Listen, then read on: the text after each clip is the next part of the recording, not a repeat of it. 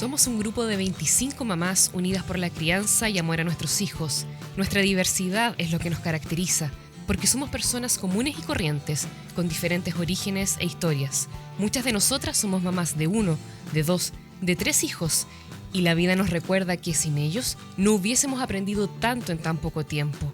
Somos mujeres casadas, solteras, dueñas de casa, mujeres profesionales que trabajan en oficinas, en fin, somos personas comprometidas con nuestros roles.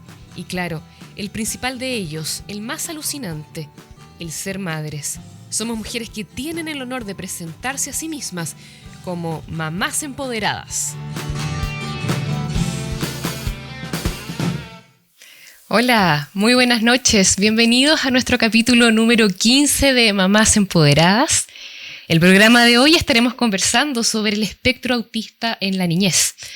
Hasta el año 2018, en Chile, no contábamos con estudios epidemiológicos para conocer con certeza cuántas personas viven con algún grado del espectro autista en nuestro país. En el año 2019 se comenzó a trabajar desde el MinSal en el diseño de estrategias para su detección y tratamiento. Si bien existen fundaciones, colectivos e iniciativas que buscan orientar y apoyar, aún es poca la información que la sociedad maneja sobre esta condición, donde además se contraponen algunas visiones de profesionales, complejizando aún más su comprensión e inclusión. Para poder entender un poco más de este tema, hemos invitado esta noche a dos madres súper empoderadas, quienes compartirán con nosotros valiosa información sobre el espectro del autismo en niños. Quisiera presentar a Bárbara Suazo, terapeuta ocupacional infantil y madre de Violeta, de 4 años. Muy bienvenida, Bárbara. Buenas noches, ¿cómo estás? Gracias, Elisa. Muy bien. Qué bueno. Gracias por estar hoy esta noche con nosotros acompañándonos. También quisiera presentar a Macarena La Redonda, periodista y madre de Agustina y Santiago, de 10 y 7 años respectivamente. Pueden seguir su cuenta de Instagram en @mamamultisensorial, donde ella comparte información sobre integración sensorial, autismo y discapacidad. Macarena, muy buenas noches y bienvenida a nuestro programa. Hola, buenas noches, muchas gracias por la invitación. Gracias a ustedes por aceptarla también. Les cuento que ya tenemos en línea a varias de las mamás y se van a ir sumando, así que recuerden que ellas también van a hacer algunas intervenciones, preguntas de lo que ya está en pauta, pero la idea es que se pueda dar una conversación entretenida también entre madres, familiares y amigos de la red de mamás empoderadas. Me gustaría comenzar preguntándole a Bárbara sobre qué es el espectro autista, porque muchos de nosotros tenemos una noción, pero no hay una claridad en el concepto, y como mamás acá del grupo no tenemos información clara, precisa y real. ¿Nos podrías tú explicar un poco más de qué se trata?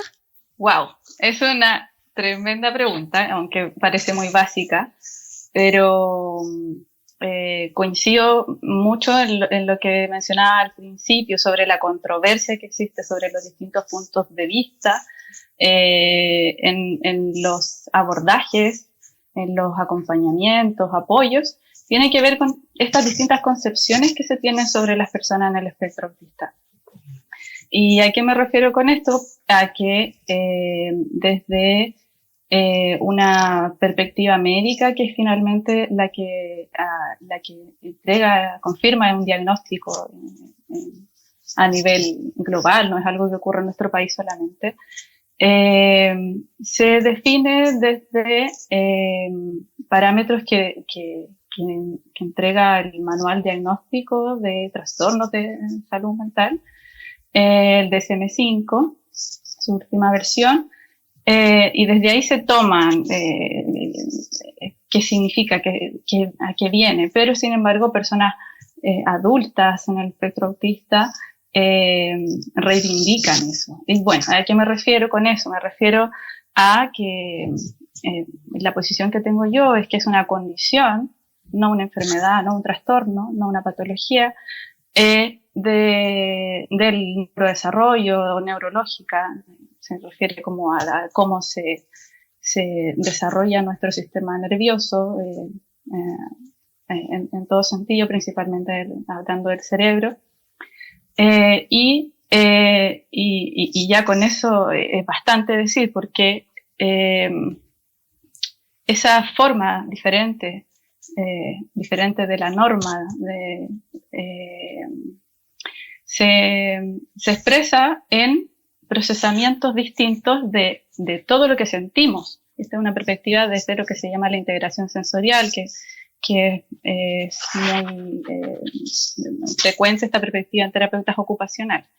Bueno, entonces, desde la integración sensorial se habla de estas distintas formas de percibir el mundo, de cómo sentimos todo lo que entra en nuestro cuerpo por nuestros sentidos, cómo esto se procesa a nivel cerebral y después finalmente la respuesta que tenemos, que es lo que nos va a ir dando las señales de alerta, lo que llama la atención a la familia, porque son comportamientos que llaman la atención.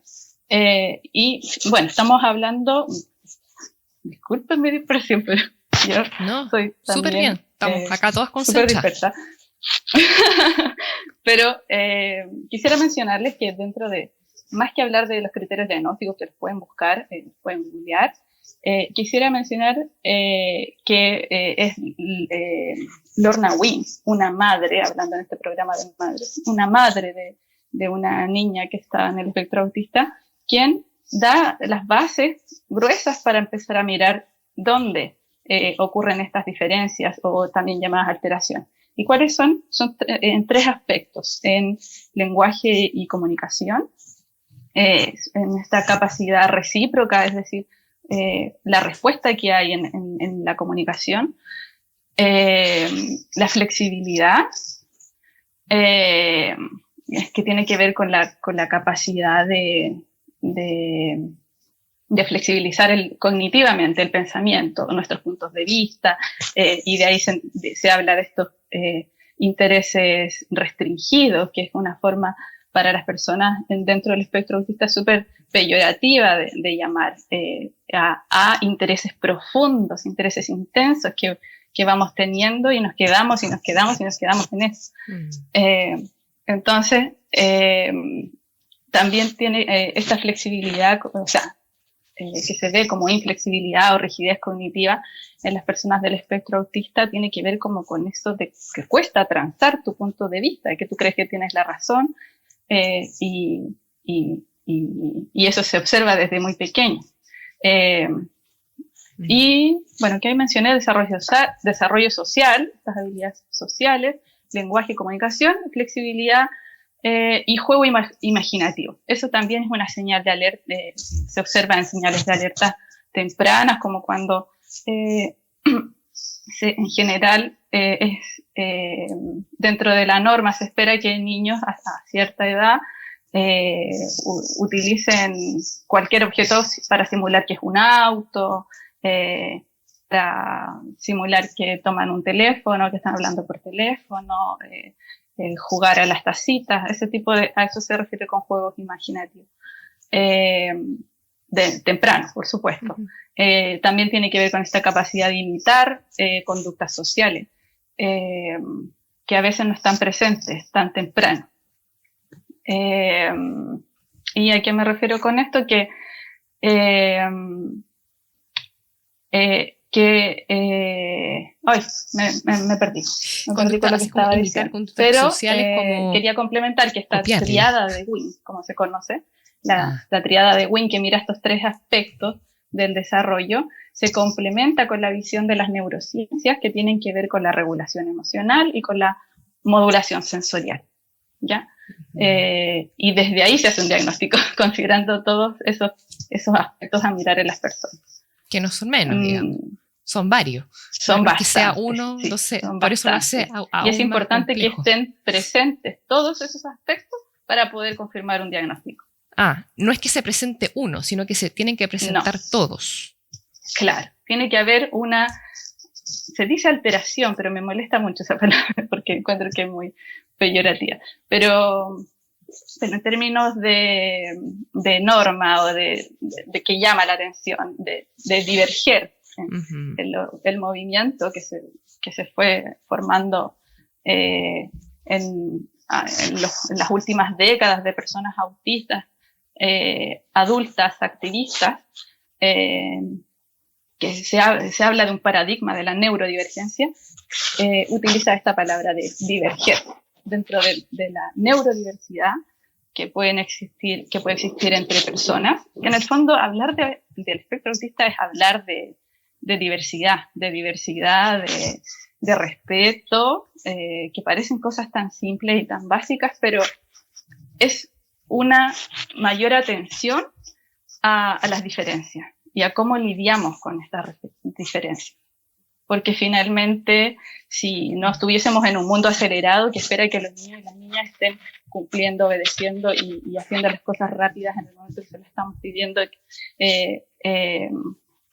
tal vez no sería un problema para muchas personas este desarrollo distinto, porque pasa que niños y niñas tienen en general un ritmo más lento de funcionar, de responder al mundo, más que de funcionar. Es como las respuestas que se observan pareciera que fueran como en otro ritmo. Súper claro, súper claro. Bárbara, ¿y existe alguna condición genética vinculada al espectro autista? ¿Es una condición que se repite más de una vez en una misma familia? También la gente preguntará, oye, ¿hay mayor prevalencia en hombres, en mujeres o se da por igual? ¿Qué nos puedes decir de esos dos puntos, del tema hereditario, genético y de género? Desde la década del 40 que se empezó a hablar de autismo, desde autismos que se consideraban en algún momento más severos, o sea, que eran más evidentes tal vez, y desde ahí que empieza la investigación. O sea, son hartos años de investigación y hay muchísima de distintos puntos de vista, con distintos intereses también detrás. Algunos quizás tratando de buscar una cura, una solución, que quite quizás que existan estos comportamientos, mientras que otras investigaciones tal vez están buscando los mejores apoyos. Eso no lo sé. Pero finalmente, las investigaciones no han llegado a un acuerdo, no se ha encontrado la causa del autismo. Mira. Y ahí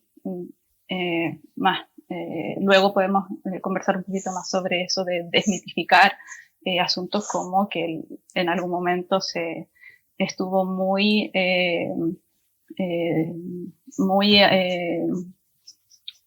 como en boga. Estuvimos hablando mucho, se conocía como popularmente que las vacunas podían provocar autismo y eso hasta provocó un movimiento antivacuna y ha tenido grandes efectos en las poblaciones que han estado presentes esos movimientos. Bueno, pero respecto a las investigaciones, bueno, tengo que decir que eso se ha completamente comprobado, que el estudio que dio pie a esto estaba su metodología no era rigurosa y también que incluso había coimas de por medio. Entonces, bueno, ya me desvié. Las investigaciones dicen que no hay una cura, o sea, no hay una causa, por tanto, no hay una cura. No hay una causa, pero sí que hay aspectos genéticos, que hay miles. O sea, nosotros tenemos un montón de genes y hay un montón de genes también que se ha descubierto que están presentes en personas autistas. Pero no se ha identificado cuáles exactamente, ni si hay uno en particular que diga, este es el gen del autismo. Claro. Sí, desde el punto de vista genético se ha visto que hay un factor hereditario. Y aquí hablamos de que hay cierto consenso internacional en decir que cuando se diagnostica a un niño, una niña o una persona dentro del espectro del autismo, hay que mirar a toda la familia, porque probablemente es lo más esperado que hacia las generaciones anteriores hayan otros familiares con el diagnóstico o con características que estén relacionadas. De hecho, se habla del fenotipo ampliado, en personas, en general, madres, padres, que tal vez no calzamos en tener todos estas alteraciones o comportamientos llamativos en estos aspectos que les mencioné al principio, pero sí tenemos bastante. Sí, claro. Que no nos alcanzan tal vez para un diagnóstico.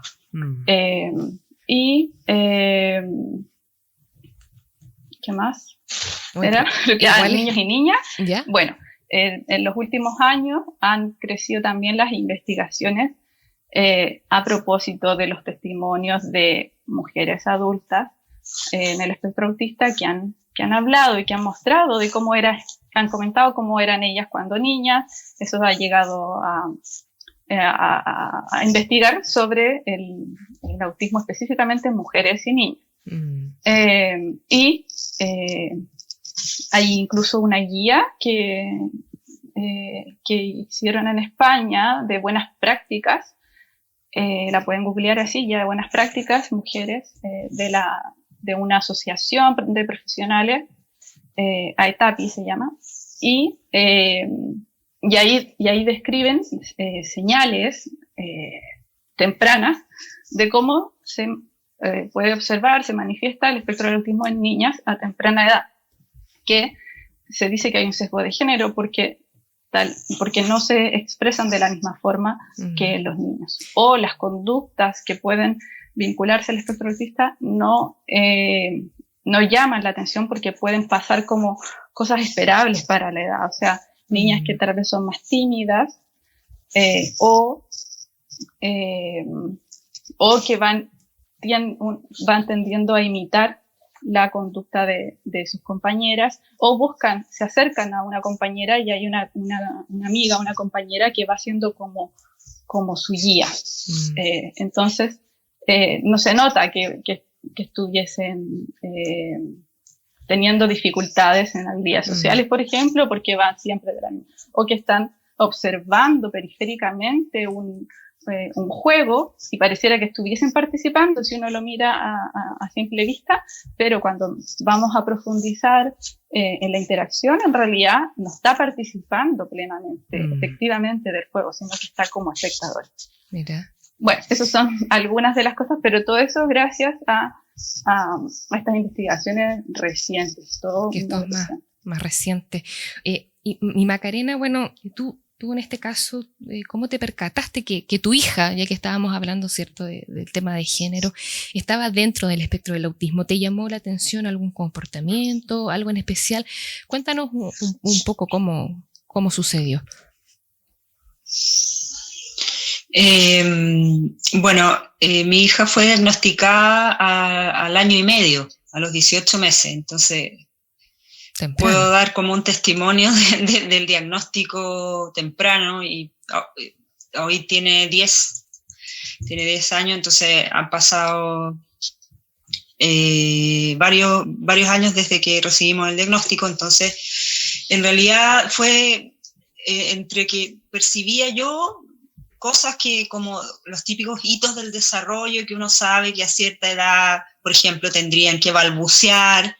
Ya, eso yo no lo veía. No emitía ningún sonido, así como, no sé, como típico que hacen las guaguitas, o que de repente empiecen a decir como mamá, o papá, no, nada, silencio, o sea, no, y mucho llanto. Lloraba mucho, era muy sensible si uno la tocaba, y me llamaba la atención como que no fijaba la mirada, como que no me miraba, no lograba un contacto visual como tan profundo como después lo sentí con mi hijo menor. Ahí yo me di cuenta, porque yo era mi primera hija, entonces estaba enfrentada a la maternidad como primeriza. Claro. Y además después, al tiempo después, sabría que estaba enfrentada al diagnóstico de autismo. Entonces, bueno, y la pediatra maravillosa que tengo, ella fue fundamental. Yo diría que la observación que hizo ella a los 9 meses ella me dijo, ¿sabes qué? Yo veo que acá, me dijo, no te quiero alarmar, pero mira, te lo digo con mucho cariño, veo que no va como que la curva del desarrollo, algo así me habló, no va como lo de los demás. Yo la examino en el control sano y llora de una manera como si la estuviera matando. O sea, literalmente era como que sentía dolor cuando la examinaban. Entonces, a mí lo del llanto no me llamaba la atención porque pensaba que como que era llorona, pero bueno, ella me dijo, mira, observemos un poquito más tranquila. Pasaron 9 meses más, seguíamos con ausencia absoluta del lenguaje, de sonido, y yo ya, como tenía la experiencia con mis sobrinos, yo decía, o con los hijos de mi amiga, yo decía, chuta, la mía no dice nada. Sí respondía al nombre, se daba vuelta, sí. Bueno, si la llamábamos por su nombre, se daba vuelta, eso sí. Pero ya a lo cercano al año y medio, la pediatra me dijo, bueno, observó cosas, y yo también observé que, por ejemplo, esto que hablaba Bárbara del juego restringido, como que ella solamente apilaba unos cubos que tenía, le gustaba, o los objetos los ponía en fila. Ese era el juego, y siempre repetitivo. Entonces, y después se dejó de interesar en sus juguetes y ya cuando prendimos como cuando ya nos pusimos más alerta, fue cuando se dejó de interesar en todos sus juguetitos que le poníamos en la cuna y empezó como un balanceo, se balanceaba como hacia adelante y hacia atrás. Era como, no fuerte, pero era como que llamaba la atención porque lo hacía todo el tiempo. Y ahí la pediatra me dice, ¿sabes qué? Te voy a hacer una derivación a una psiquiatra infantil para ver qué pasa, si hay algo, si no, y de ahí para adelante empezamos. Pero, pero fue como esas dos cosas, el ojo que tuvo la pediatra y un poco las señales que lo que nombró Bárbara, lenguaje y comunicación, flexibilidad, habilidades sociales, juego imaginativo, la regulación emocional y la desregulación sensorial, todo lo tenía. O sea, todos esos aspectos claramente estaban en ella.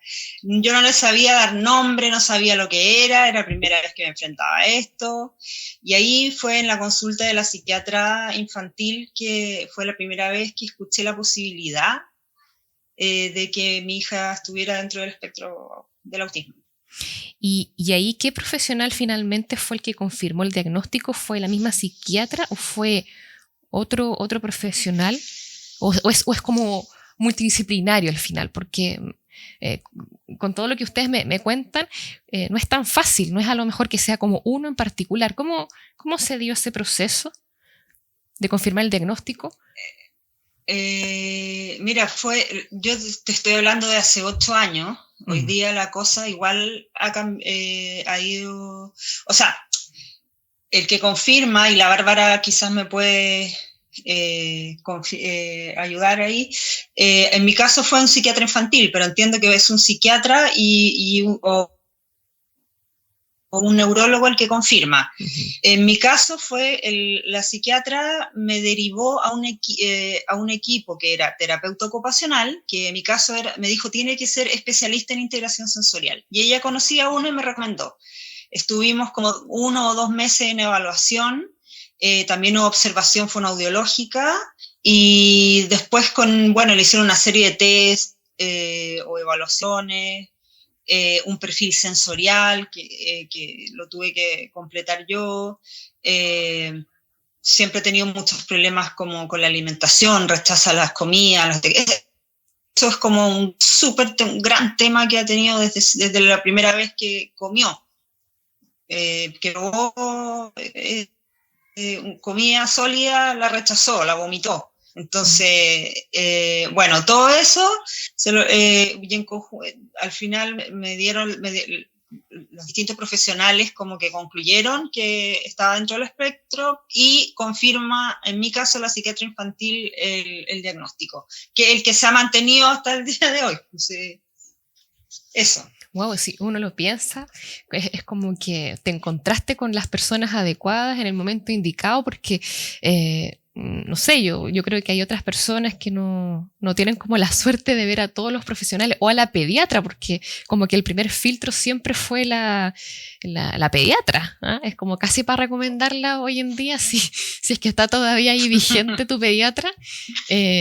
Porque sí, o sea, y después lo podemos hablar más adelante. Hay muchos años, pasan años donde personas incluso adultas recién se enteran, no sé, a los 30 años que tienen esta condición. Entonces, qué importante, creo yo, no sé, de saber el diagnóstico con anticipación, porque me imagino que eso a ustedes como familia los preparó y los organizó de mejor manera. Y en ese sentido, Macarena, ¿cómo fue ese momento cuando finalmente te confirman este diagnóstico para ti como madre, como familia? ¿Cómo lo vivieron? Mira, como ya me habían deslizado la idea de que podría estar dentro del espectro, yo me acuerdo cuando me iban a dar como el resultado, yo pensaba, ojalá que no sea autismo. Eso pensaba, ojalá que no me digan eso. Sentí terror. O sea, sentí miedo porque no sabía, no sabía lo que me enfrentaba. También pensaba, ¿se habrán equivocado? Porque es tan chica. Yo misma incluso lo llegué a dudar. Pero bueno, me lo dijeron como tuve la suerte, y no debería ser una suerte, quiero decirlo, porque deberíamos todos tener esa suerte, o sea, no suerte, ese derecho de recibir un diagnóstico a través de un equipo interdisciplinario que viniera del Estado, y que no dependiera de si lo puedes costear o no, porque la realidad, y lo quiero comentar en este espacio, y Sí, los por que favor. estamos en el mundo de la discapacidad, lo sabemos. Yo pude ir a una consulta particular y pagarle al psiquiatra, ir al terapeuta ocupacional y todo eso, pero no todo el mundo puede hacerlo. Eh, bueno, me fui para otro lado, pero Es que es muy No, en el importante, sí, Maca, lo fondo, que está mencionando. destácalo, sí. Es muy importante porque tiene que ver con que, disculpa que me sí. interrumpa, pero tiene que ver con que en Chile no hay política pública. No hay política pública que garantice estos derechos a las personas dentro del espectro autista y a las familias. En general pasa con toda la población en situación de discapacidad, pero particularmente dentro del espectro, que es lo que estamos hablando, es muy doloroso la desigualdad y cómo eso afecta finalmente en estos procesos. Y todo lo mal que lo pasan las familias y tal vez también los niños y las niñas a propósito de las familias y de estas no condiciones, no apoyos básicos, producto de que no hay no hay protocolos, no hay política pública que lo asegure. Eso. Sí, que fuerte igual, porque en un país que se dice que además, no sé, trabaja tanto con el tema de la solidaridad, que tenemos como conciencia con la discapacidad y en realidad no es tal, o sea, es como un discurso muy aprendido. No voy a nombrar a qué fundaciones, pero en la práctica no se lleva a cabo y qué pena que no sé si hay iniciativas a lo mejor desde algún legislativo, no sé, lo desconozco, a lo mejor puede ser abordado en otro programa, porque da también para otro programa todo lo que tenga que ver con políticas públicas que, como tú bien decías, que garanticen estos derechos. Sí, disculpa, quise mencionarlo porque igual hace una gran diferencia en cómo recibir el diagnóstico y a propósito de Claro. de la pregunta. Claro, es distinto tener que esperar, no sé, pues 6 meses que te den hora para que te haga una evaluación a alguien o tener, entonces, pero bueno, igualmente recibimos cuando se recibe el diagnóstico, y volviendo a tu pregunta, me preguntaste por la familia, o sea, cómo lo habíamos recibido, ¿cierto? Claro, ustedes como familia, ¿cómo lo tomaron? Claro, bueno, en mi caso fue como terror, así al principio. Me sentí muy mal y dejé a la psiquiatra, la cambié. Imagínate, porque estaba como quedé tan choqueada, como que no lo pude, no, en serio, o sea, siendo que ella fue súper asertiva, o sea, imagínate atreverse hace 8 años a diagnosticar a una niña de 1 año y medio. Entonces, como fue, y el equipo en general, entonces, bueno, me quedé, pero seguí con el ocupacional y empezamos a trabajar, pero a partir del miedo, como que ahora miro y digo, bueno, hice cosas como esas, por ejemplo, dejar a la psiquiatra y cambiarla, irme a un neurólogo, no sé, pasar por infinidades de profesionales para confirmar el diagnóstico, porque esa es otra cosa, porque uno dice, no, es que capaz que no. Entonces uno empieza a dudar y todo. Pero una vez ya que que tuvimos el diagnóstico, eso que por lo menos a mí después me tranquilizó. Sentí miedo, pero después sentí una tranquilidad, porque a partir del diagnóstico uno sabe que lo tienes y ya sabes que tienes que empezar a hacerte, a ocuparte o hacer lo que te dicen, porque uno no conoce, entonces yo no tenía idea lo que era un terapeuta ocupacional. O sea, aquí estamos con una Bárbara, pero yo no sabía lo que era. Decía, ¿qué es eso? Un fonoaudiólogo, claro, eso sabía. Entonces, empezar como a averiguar qué es lo que tenía que hacer, y eso me dio como una estructura como para poder empezar a ayudar a mi hija, porque, por ejemplo, a mí me llamaba la atención que mi hija, cuando salíamos de nuestro departamento, teníamos que esperar el ascensor izquierdo, y tenía que ser siempre el izquierdo, porque por el derecho no se subía. Entonces, después llegábamos a la calle y teníamos que doblar a mano derecha, porque también, o si no, tenía como... se ponía a llorar, como que se desregulaba. Entonces, empezar a ayudarla en esas cosas, como porque para ella pudiese estar más tranquila y pudiese, a pesar de lo que ella estaba sintiendo, pudiese tener una mejor... Se empezó como, en palabras simples, como de mamá, te lo decía, se empezó como a estar más tranquila, más regulada, porque estábamos trabajando en la regulación sensorial, estábamos trabajando en que ella me pudiera indicar lo que quería, pues yo no sabía si tenía sed, si tenía hambre. La terapeuta me decía, cómprale una muñeca y empiecen a jugar, a darle la comida, porque para ella la muñeca podía ser un auto, o sea, o ponía todas las muñecas en fila. Todas esas cosas, de ahí empezó un camino. Eso pasó con el diagnóstico. Mira, acá tenemos una opinión de una de las mamás en Twitch, de Paz Domarqui, que dice, Macarena, por si acaso, bueno, el testimonio de Maca es muy potente, dice. Claro, que transmite muy bien lo que viviste, tus vivencias al inicio y luego el proceso de aceptación del diagnóstico. Que claro, o sea, no es algo que uno lo acepte, como tú bien decías, de un día para otro, o sea, es todo un proceso. Y además de tener una serie de profesionales allí y de orientaciones. Yo no sé si también, y es una pregunta como aparte, de las orientaciones y apoyo más allá del mundo médico, de salud, ¿cierto? ¿Tuviste algún otro apoyo en ese sentido? Bueno, por supuesto tu familia, pero ¿tuviste algún otro apoyo, alguna entidad o fundación o alguien en particular que te ayudó?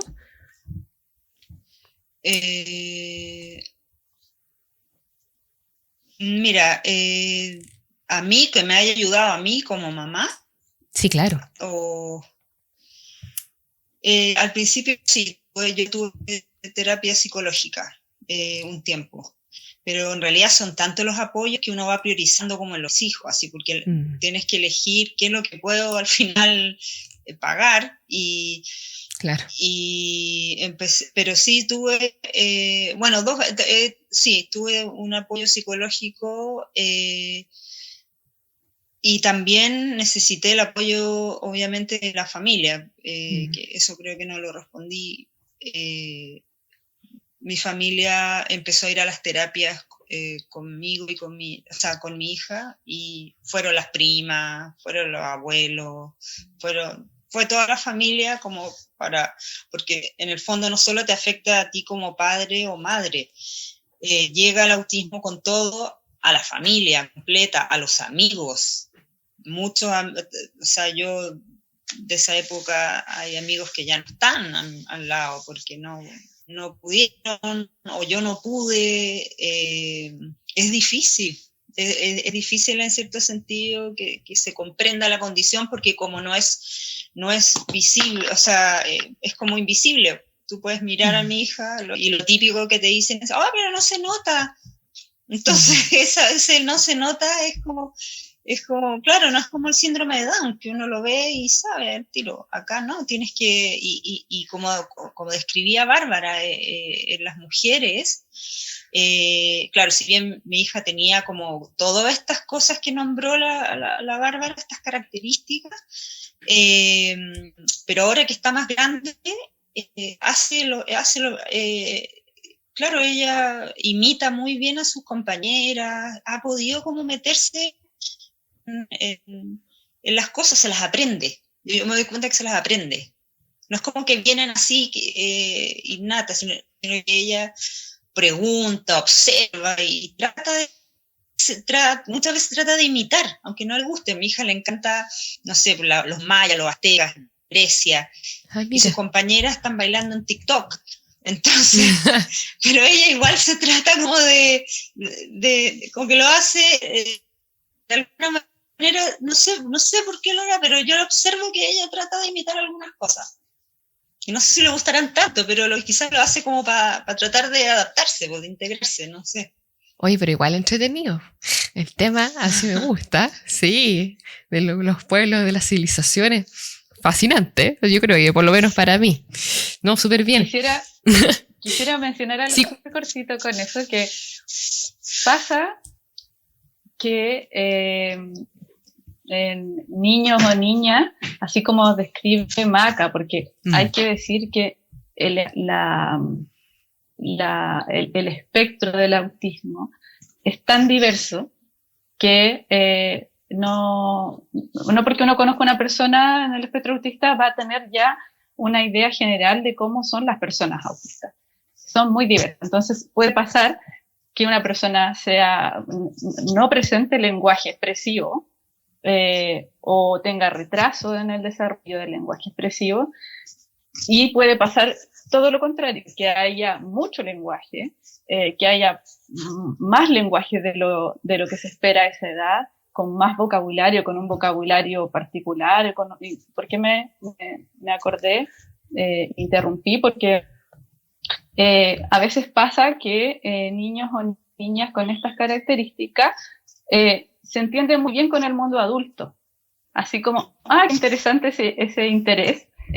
Claro, para personas adultas parece muy interesante y incluso pueden dialogar y compartir y jugar, interactuar mucho más fluidamente, pero, y esta es una señal, entre sus pares, entre niñas o entre niños de su edad, hay una enorme dificultad, ya sea para iniciar una conversación, para iniciar un juego, para entender las reglas, para comprender el tema de los turnos, para entender las respuestas de los otros, para entender las caras, los gestos, las ironías, las bromas, el lenguaje figurado. Todo eso es un mundo incomprensible aún en esa etapa del desarrollo.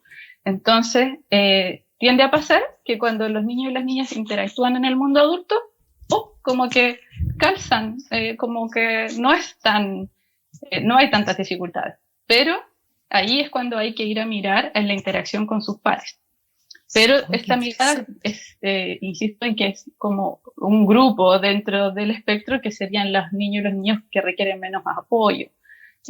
Porque también hay otros niños que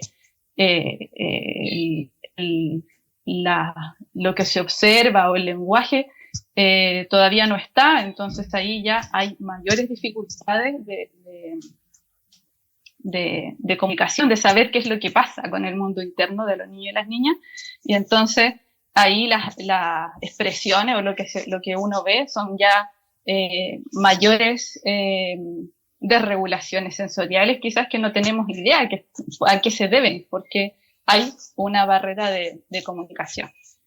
Oye, qué interesante, Bárbara, lo que cuentas, porque, claro, no sé, he visto así niños como que saben todo y efectivamente como que hablan muchísimo con los adultos de temas elevados, podríamos decirlo, como que ni hasta uno manejan en el día a día, y claro, y también tienen problemas para relacionarse con niños de su edad, de comunicarse, entonces se hace aún más complejo, siento yo, a veces como hacer el diagnóstico, o sea, lo que tú cuentas de esto, de esta diversidad del espectro, es complejo, y a lo mejor a las familias, no es que no les interese, pero me imagino que lo pasan de largo, y el diagnóstico es tardío, entonces mi pregunta va por ahí también, ¿qué consecuencias podría tener el no diagnosticar a lo mejor oportunamente o ya muy tarde cuando la persona es adulta?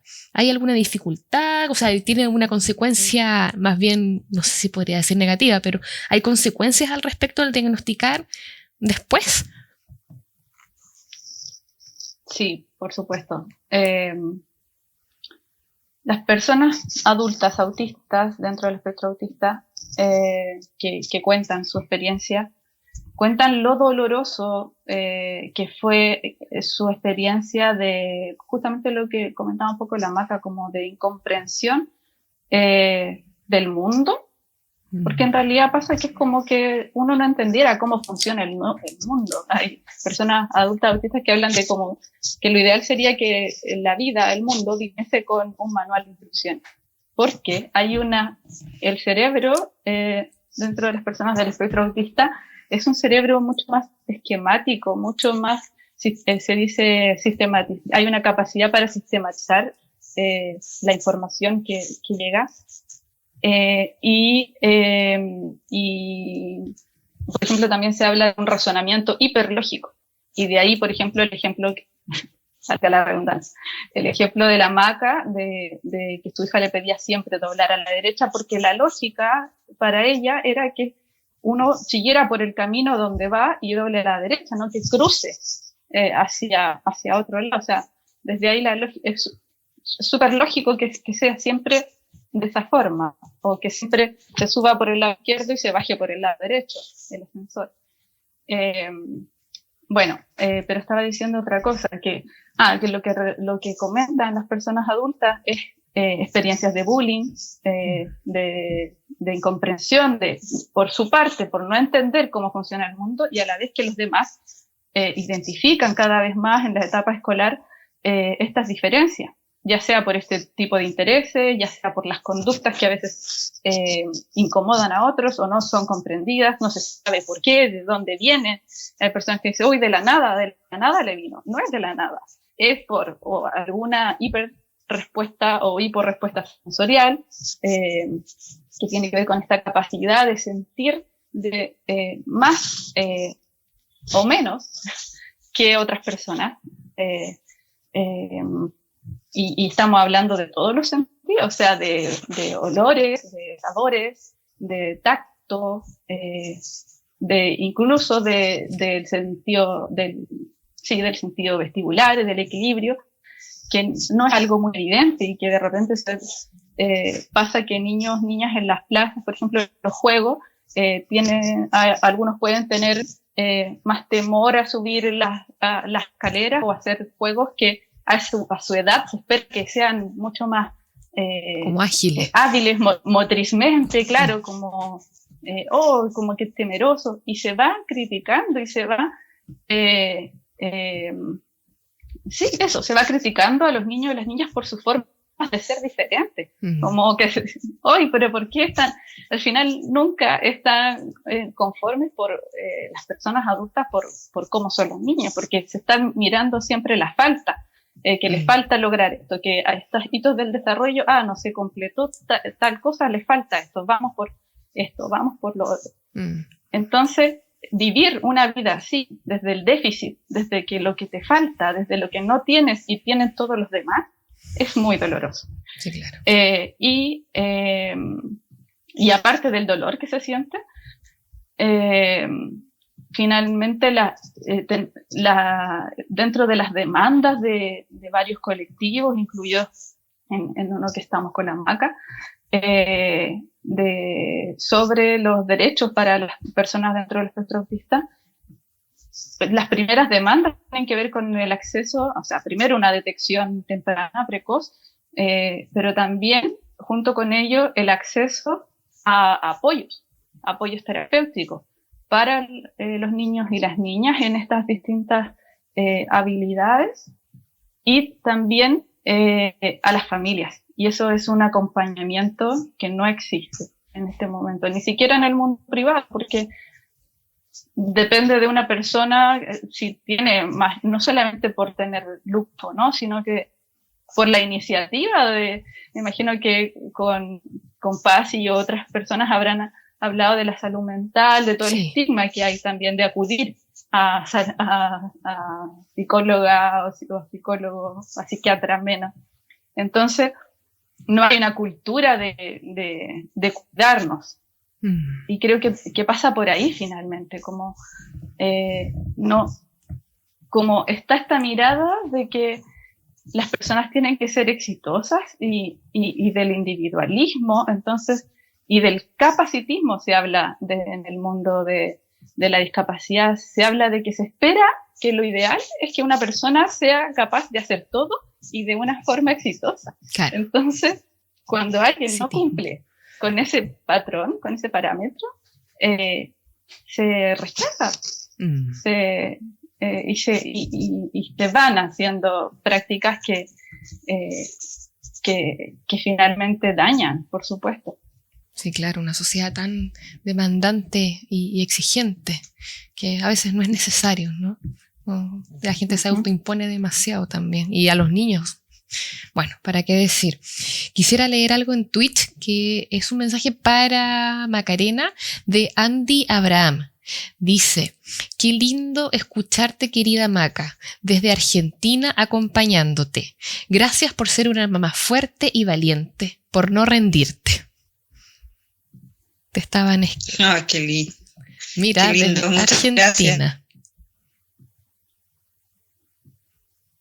Qué lindo, así como recibes apoyo de todas partes. Sí, muchas gracias. Te mando un abrazo también.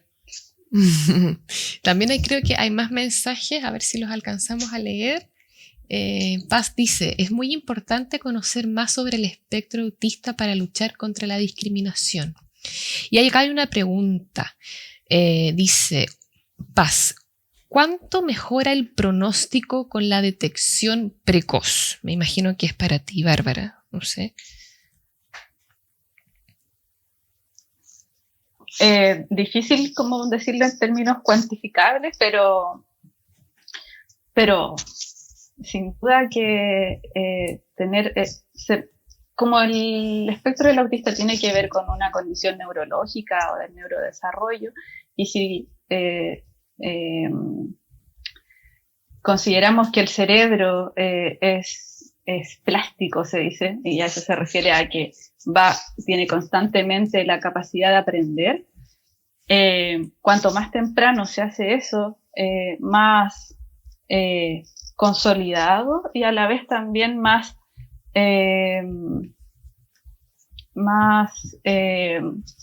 desde más tempranamente hay habilidades para enfrentarse a este mundo que de pronto se vuelve tan hostil o tan incomprensible. Entonces esas habilidades principalmente tienen que ver con desde muy temprano trabajar el tema de la regulación sensorial. Es como una base, si uno lo mirara como una pirámide, es una base para finalmente después sentarte a estar aprendiendo matemáticas o cualquier otro tipo de conocimiento en el colegio.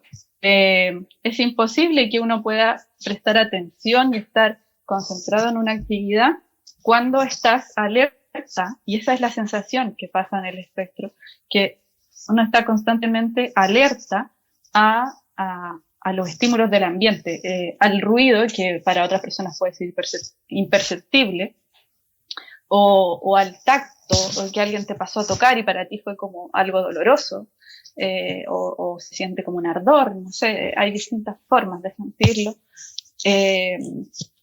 Entonces, cuando uno está constantemente es como con un radar a todo, y no logra filtrar o se le confunde todo eso, con otras cosas, finalmente te va provocando una sensación de estrés crónico, de estrés tóxico, porque el estrés de por sí no es malo, sino que nos ayuda a responder a situaciones de emergencia, como ya lo aprendimos bien el año pasado con la pandemia, pero cuando eso se sostiene en el tiempo y es constante y es día a día, tiene efectos muy negativos. Entonces, aprender a cómo puedo regularme sensorialmente, o que otras personas tengan el conocimiento y la valoración por ser distinto, o sea, reconocer que tú percibes de una forma, yo percibo de otra, y no hay problema con eso porque en la medida que lo comunicamos. Es que no me hagas esto, por favor, en este momento, porque tampoco es algo que pase siempre. Se habla de perfiles sensoriales, pero no siempre uno tiene esa sensibilidad de la misma manera, también cambia. Claro. Con las situaciones que uno esté haciendo, porque eso es lo que finalmente se hace en las terapias. Se hace intervención a través del juego, porque cuando uno se va vinculando y lo va pasando bien, pareciera que ya no te molesta tanto que te pasen a rozar el pelo, porque lo estáis pasando tan bien y te estáis vinculando con la otra persona de una forma, te estáis conectando de una forma tan rica y agradable, que esa sensación queda en segundo plano. Wow, súper completo. Bueno, de hecho, de todo lo que tú estás opinando y está opinando Macarena, nos han llegado muchísimos tweets. Voy a tratar de leerlos todos ahora, porque van comentando, están todos muy atentos a lo que dicen. Marcela dice: la cultura del exitismo, así entre comillas, aplasta la individualidad y diferencias. Una pena. De ahí la importancia de conocer para fomentar la inclusión. Escribe también Dayan43Nu: felicitaciones, chicas, por ser unas mamis empoderadas. Éxito, compañeras. También escribe Caro Sansana, ¿sí? Puede ser. Dice: mi hijo de 2 años fue diagnosticado con rasgos TEA hace 3 meses. Ya estamos en fonoaudiología, pero hay días que me supera. Grita y gime mucho. ¿Qué pueden ahí ustedes opinar al respecto? Sobre todo en no sé, a lo mejor también consejos de mamá, ¿cierto? Macarena, cuando se está iniciando este proceso. A lo que acaban de opinar acá también en Twitter.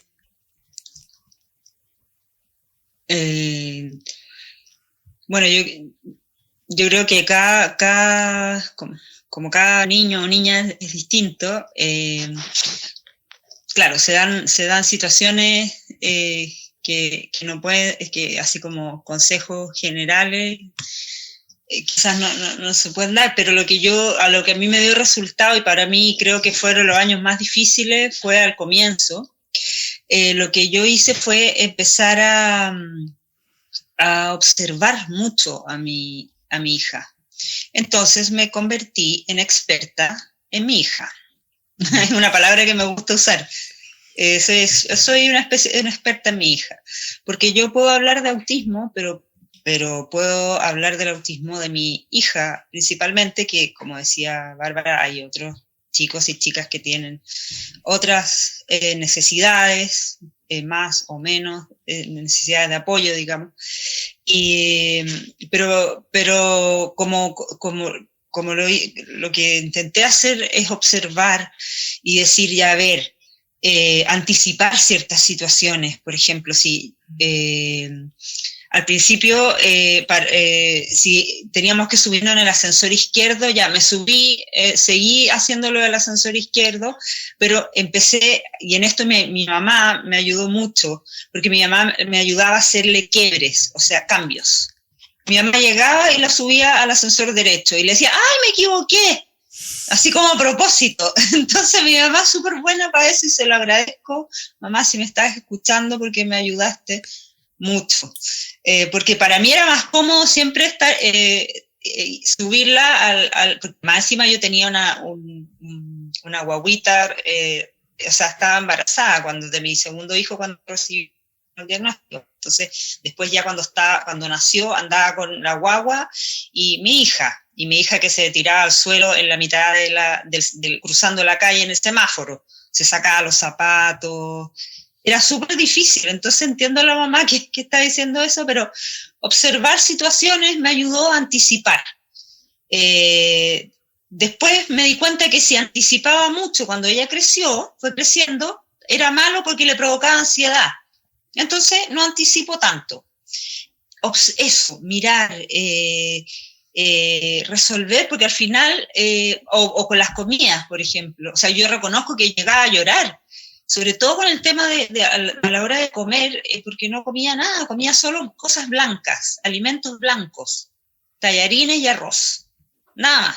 Entonces, o sea, llegamos a hacer cosas insólitas con mi mamá, como inyectarle a un yogur de plátano, inyectarle así a través del envase, ¿Ya? Con una jeringa, ponerle yogur de vainilla a uno de plátano con una jeringa. Ay, qué buena. Así porque si tú le cambias el envase, o sea, voy a contar algo que suena como súper, que para todo el mundo puede ser como raro, pero creativo. Ella comía yogur de plátano Soprole, y cada vez que Soprole cambia el diseño del envase, para mí es terrible, casi que voy a Soprole a rogarle que no lo cambien, porque para mí y para ella era terrible porque me lo rechazaba, podía tener el mismo sabor, le mostraba, entonces al final guardaba los envases y vaciaba en el envase antiguo.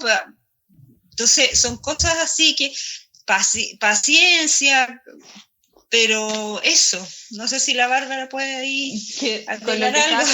Buenos tips. Lo que estaba contando la Maca, me di cuenta que yo, criticando toda esta visión negativa del déficit que hay en general respecto al espectro del autismo, pero finalmente igual estoy hablando desde la misma lógica de cuáles son las alteraciones y no sé qué, pero una mirada que valora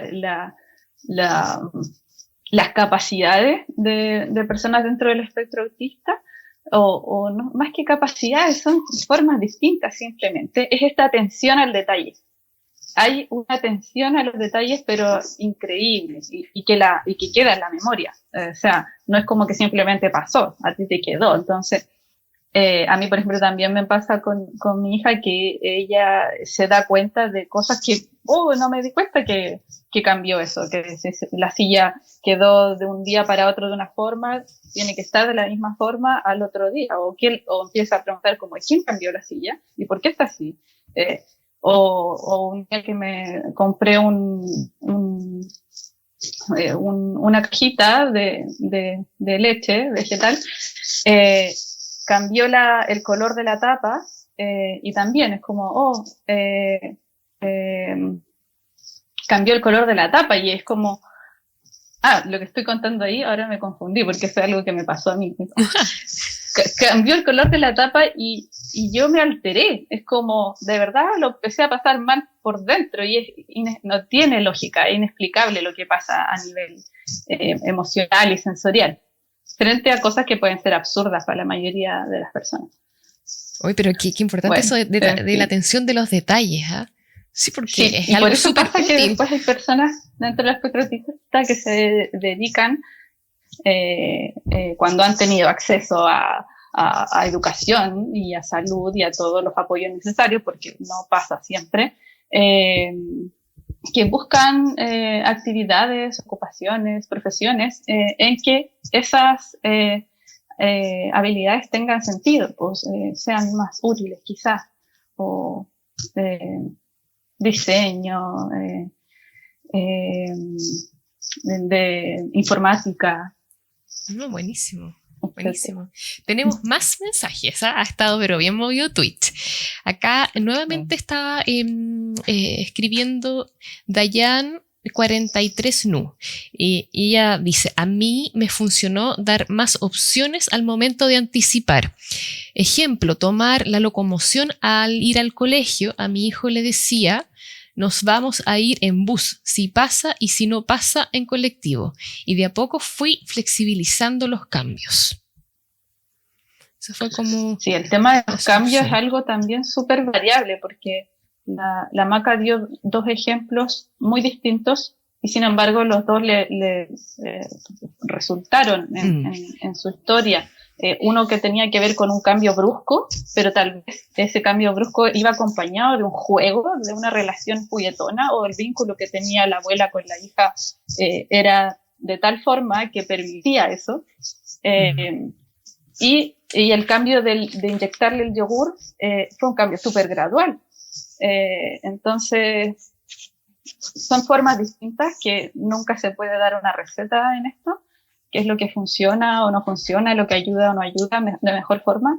Y por eso es que, bueno, con la Maca nos conocimos en un grupo que formamos el año pasado.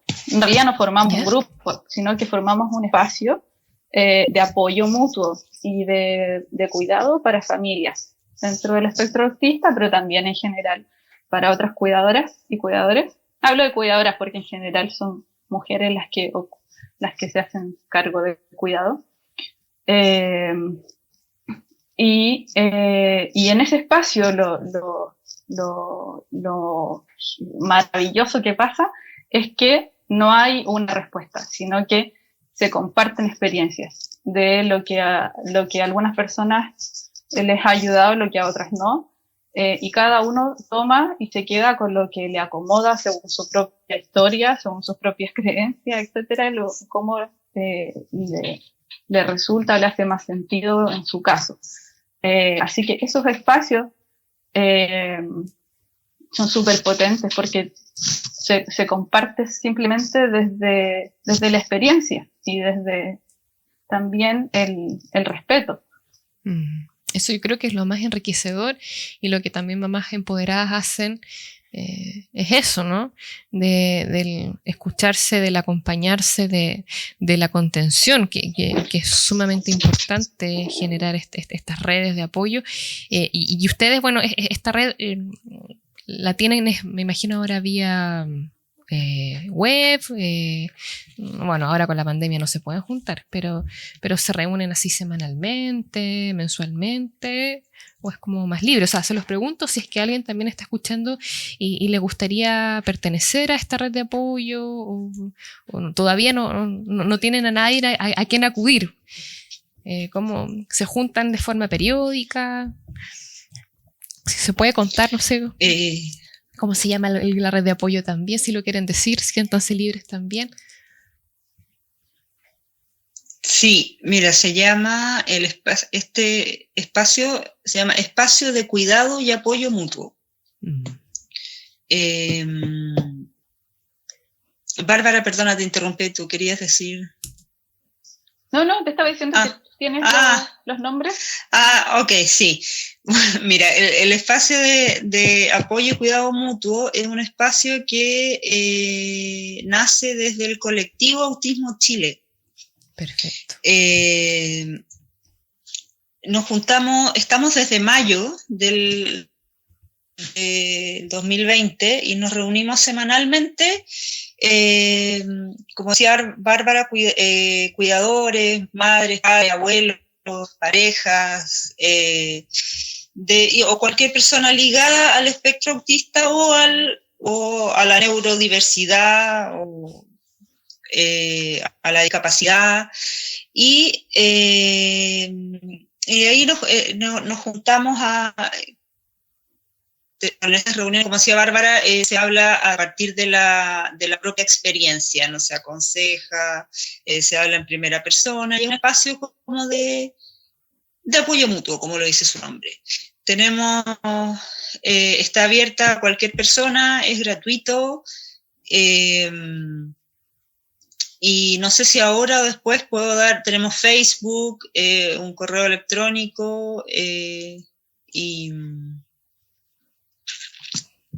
Instagram, Sí, donde vamos informando. lo puedes decir, no hay ningún problema de mencionarlo, y después si quieres lo podemos difundir en nuestras redes sociales para que quede allí por escrito, más allá de la grabación, ¿no? de la voz del podcast, que se pueda reforzar a través de redes sociales. Si ustedes así lo desean, lo podemos hacer sin ningún problema.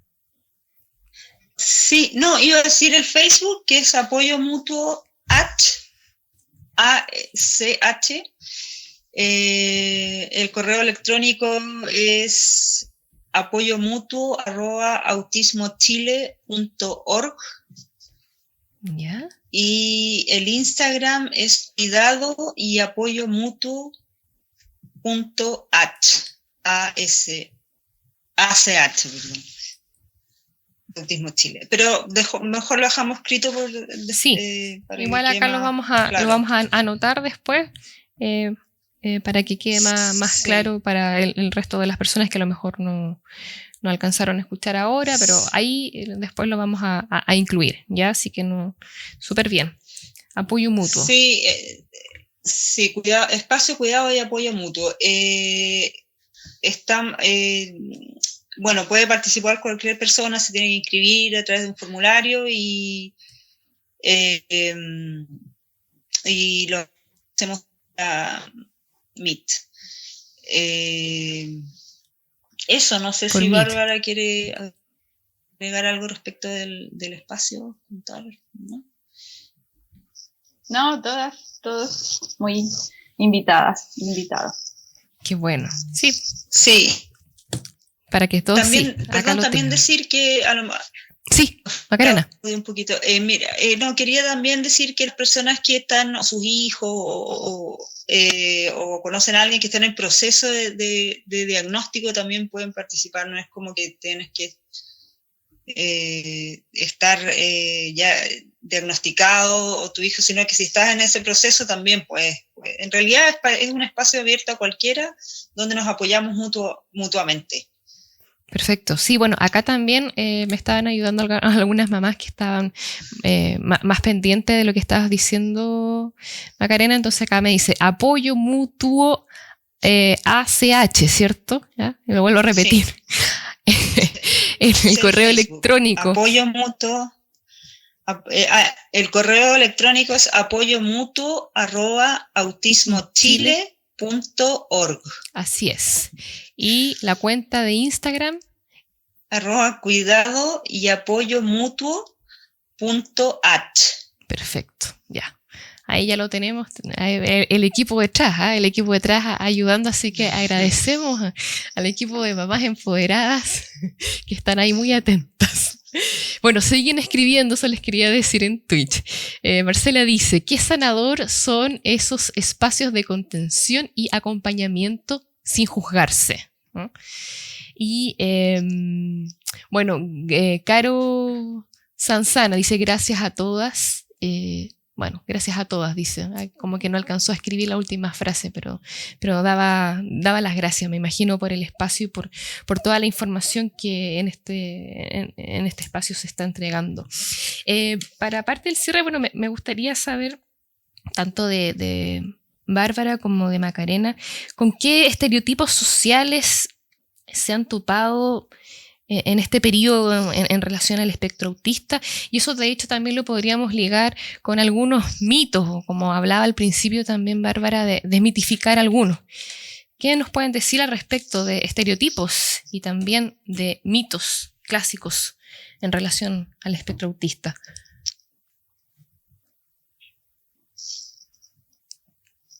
¿Maca, quieres partir? Cachipún.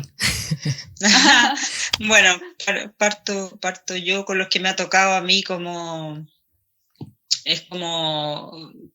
bueno, el primero es el que más escucho, es como que no tienen empatía las personas autistas.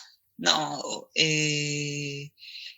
eso es un gran mito, porque, bueno, puede haber también que alguien no la tenga, así como cualquiera de nosotros puede no ser empático. Pero en el caso de mi hija es súper empática. Yo creo que tiene una hiperempatía. Hiperempatía. Entonces la hace ser súper sensible al mundo. O sea, vamos caminando y hay una botella tirada en el suelo o basura con eso. O sea, como que o alguien está enfermo, le escribe una cartita, es súper, súper, súper, súper empática. Entonces eso quiero decir que no, así como el común de las personas no puede no presentar empatía o otros ser empáticos, bueno, sí, tienen empatía. También, o que no son sociables, por ejemplo. O sea, si bien hay como dice la Bárbara, hay un tema ahí en las habilidades sociales, como ella mencionó, que generalmente se da con los pares. Entonces, en el caso de mi hija, claro, con sus compañeros de curso hay más dificultades, pero con niños más chicos y con adultos, súper bien. O sea, no hay problema. Pero ella sí, bueno, aún así, con sus compañeros, con los de su edad, con sus pares, ella quiere sociabilizar o socializar, pero no sabe cómo hacerlo. El tema es la gran diferencia. Claro, no sabe cómo hacerlo. El juego o la comprensión de los juegos sociales, por ejemplo, la sillita musical, era pero terrible, o sea, ella lloraba, todo el juego de la sillita musical era intolerable para ella porque no podía entender por qué le quitaban la silla a alguien. Entonces, pero después que aprenden, todo en el fondo lo que quiero transmitir es que pueden aprenderlo. O sea, una vez que entendió la lógica del juego, que lo trabajó con la terapeuta ocupacional, o sea, lo trabajábamos aparte, a veces invitaban a la prima a la terapia o lo hacíamos en la casa, empezábamos a jugar para que entendiera la lógica. Una vez comprendido eso, baja los niveles como de ansiedad, también se trabajan aspectos sensoriales, como decía la Bárbara, que si le molesta mucho el ruido, o los gritos, o el roce de los compañeros, o que la empujen, porque a veces la empujaban y pensaba que era a propósito, y era no, pues que iba pasando alguien al lado y la empujó. Entonces, eso se va aprendiendo. A ver, dije empatía, no ser sociable, es como cuando te dicen, oye, eres súper autista, que te lo dicen peyorativamente, así como diciendo que eres antisocial.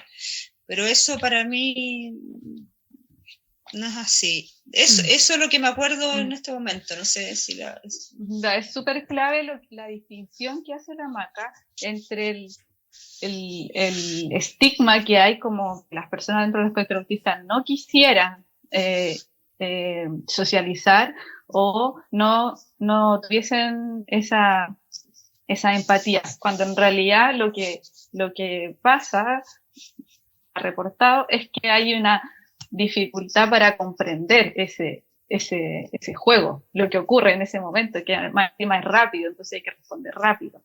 Y el cómo procesar toda esa información y responder rápido, y que más encima con formas que se escapan de la lógica, es algo, una cuestión así, pero totalmente fuera de tu forma de ser, de relacionarte. Entonces, ya profundizando como en el aspecto que tiene que ver como también con el tipo de apoyos que se dan cuando ya se va haciendo una evaluación más fina de dónde hay dificultades, porque en cada persona es distinto, y se hace una evaluación más fina, por ejemplo, en estas habilidades de anticipación, de flexibilización, se notan esas diferencias. Se nota la diferencia, por ejemplo, de que no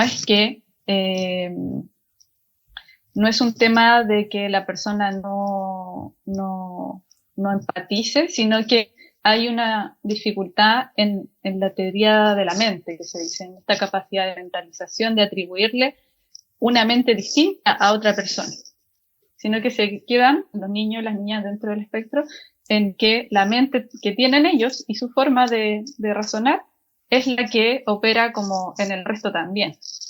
Y eso es algo que se trabaja mucho en juego, o no sé, por lo menos lo que yo conozco se hace así.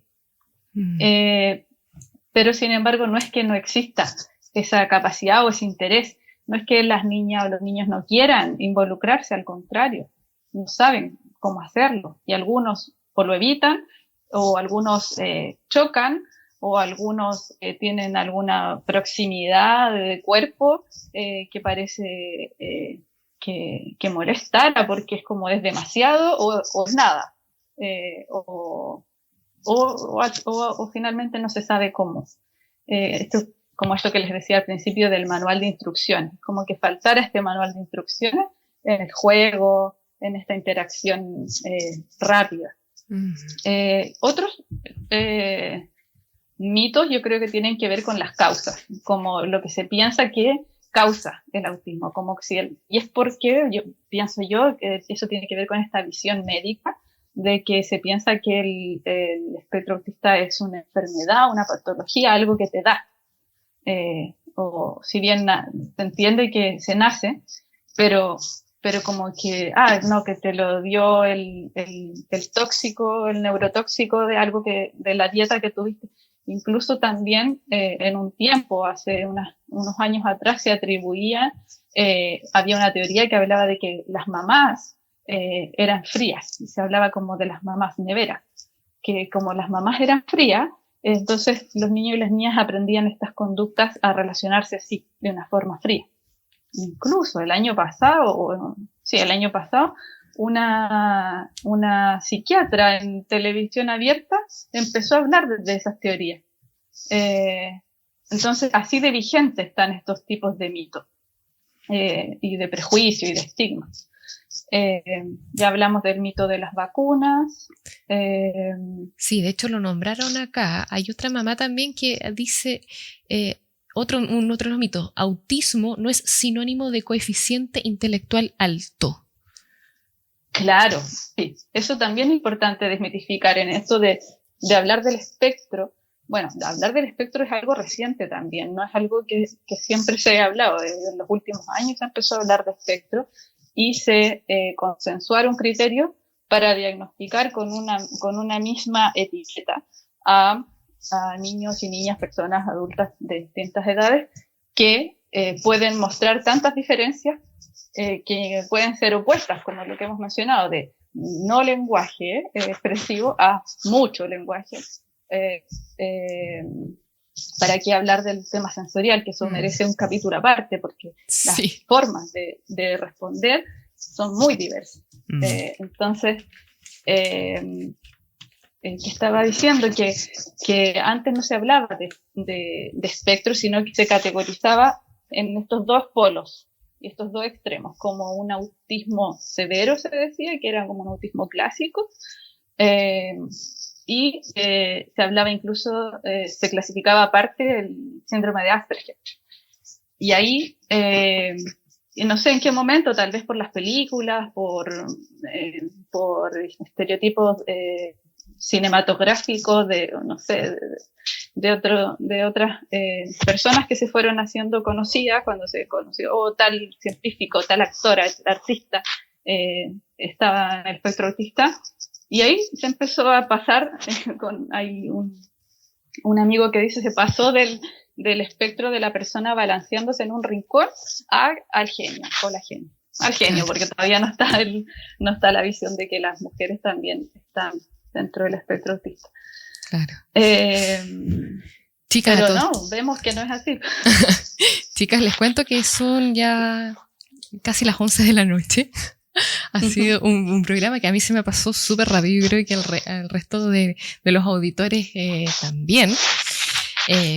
Bueno, yo quisiera agradecer al nombre del equipo de las Mamás Empoderadas esta instancia, porque siendo súper honesta, tanto las mamás como yo, o muchas de las mamás en realidad, no conocíamos en profundidad y en detalle lo que ustedes nos acaban de contar desde la experiencia profesional, desde lo testimonial, así que agradecer muchísimo el tiempo y la la dedicación que ustedes, yo sé que lo tuvieron aparte para poder estar aquí presente. Para finalizar, quisiera comentarles a todo esto, a ustedes, panelistas, y también a nuestros auditores, que vamos a realizar durante esta semana un sorteo de una manta especial confeccionada por la empresa llamada Nyikkimen, que está dedicada a productos para una terapia más bien no invasiva, facilitando el diario vivir de niños adultos diagnosticados en el espectro autista, la ansiedad, déficit atencional, entre otras. Bueno, esta manta se dice que, bueno, que logra llegar a diferentes receptores del cuerpo. Está confeccionada con una tela orgánica y rellenas con trigo tratado y con piedrecillas de cuarzo que fortalecen la sensación de tranquilidad y sosiego. Las bases, por si acaso, de este concurso van a estar disponibles durante la semana en nuestro Instagram, así que, bueno, estén atentos para participar y, por supuesto, ganar. Así que agradecemos muchísimo a la empresa Nyikkimen, quienes se han sumado también a nuestras redes sociales y a nuestra tribu de mamás empoderadas, y próximamente, bueno, también al grupo que ustedes conforman, ¿cierto? Que sería bastante bueno. Chicas, bueno, no sé, para el cierre, si quieren hacer alguna última reflexión. Yo por mi parte, bueno, agradecidísima, como dije en un comienzo de esta instancia, y por supuesto quedan nuevamente invitados para una segunda versión y segunda parte, vaya a saber una tercera también, porque el tema es bastante amplio. No sé si quieren hacer algún aporte final, Bárbara, Macarena. Sí, por supuesto. Quisiera hacer un llamado a cuestionarnos, a mirarnos a las formas que hemos tenido hasta ahora, prejuiciosas, estereotipadas, o sea, sobre estigma y que provocan esta discriminación, exclusión, porque finalmente tiene que ver como con las formas preconcebidas que tenemos hasta el momento en que nos tocó la vida, no sé. Y a partir del espectro autista nos empezamos a mirar profundamente y empezamos a romper con todas esas ideas preconcebidas que son bastante autoritarias, y eso nos permite ir mirando cómo nos relacionamos con niños, con niñas, desde estas miradas tan adultocéntricas, desde el mundo de los adultos, y qué tanto le estamos exigiendo a los niños y las niñas en el día a día. Entonces es un llamado a eso, a valorar la diversidad por sobre lo unitario, lo único, la norma, el respeto, el amor por sobre el miedo, estas prácticas, estas relaciones desde la obediencia, así nomás. Creo que son cosas súper generales, súper amplias, pero que desde la experiencia del espectro autista, como profesional, como madre, hacen sentido en el día a día. Y muchas gracias por la invitación. Gracias por quienes nos acompañaron en el momento. Gracias por tus palabras. Macarena. Bueno, Bárbara dijo en gran parte lo que siento también, y agradecer a las mamás empoderadas por invitarnos a este espacio. Si a alguien le sirvió lo que hablamos, feliz de poder, a partir de la propia experiencia, poder contarle a las otras personas que en el fondo se escuchen, que cuando vean algo en sus hijos, escuchen eso, que ese como llamado que hay desde lo más profundo de uno, que uno sabe que no está, que es distinto, que es fuera de lo común, que cuando les digan déjalo, ya va a hablar, déjalo, y llegamos a primero básico con unas dificultades tremendas del lenguaje por no haber consultado. Yo siempre lo digo porque yo creo que uno no pierde nada con consultar, con preguntar a un profesional, con salir de la duda. Tu hijo no va a sufrir un shock porque le hiciste una evaluación, o a tu hija o tu hijo. Y decir que el espectro del autismo va a estar durante todo el ciclo vital. Entonces, tener una mirada no solo hacia los niños, sino que también hacia los adultos, que ese es otro gran tema, y para allá van nuestros hijos también, y para allá tenemos que prepararnos. Entonces, eso, nuevamente darle las gracias y súper contenta de haberlas conocido, de haber compartido con todos los que están conectados. Así que eso, un abrazo.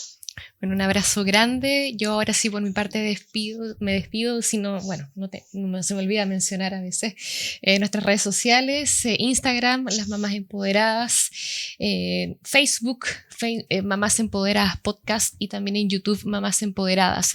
Lo menciono también porque este programa, recuerden que va a quedar grabado para la posteridad, para que puedan escucharlo las veces que quieran, en el lugar que quieran. Recuerden siempre de darnos likes, vamos a también estar atentos allí a responder los comentarios que vayan surgiendo en nuestras redes sociales. Muchos acá saludos, siguen saludando en Twitch. Muchas gracias, increíbles panelistas, están diciendo muy buen programa. Aplausos para mi amiga Barbie, dice Pasto Marqui. Acá hay hinchas de las dos panelistas, así que súper bien.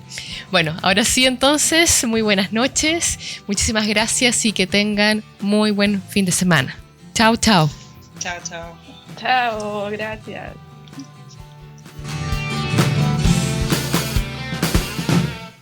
Las opiniones emitidas en este podcast son de exclusiva responsabilidad de quienes las emiten y no representan, necesariamente, el pensamiento de las mamás empoderadas.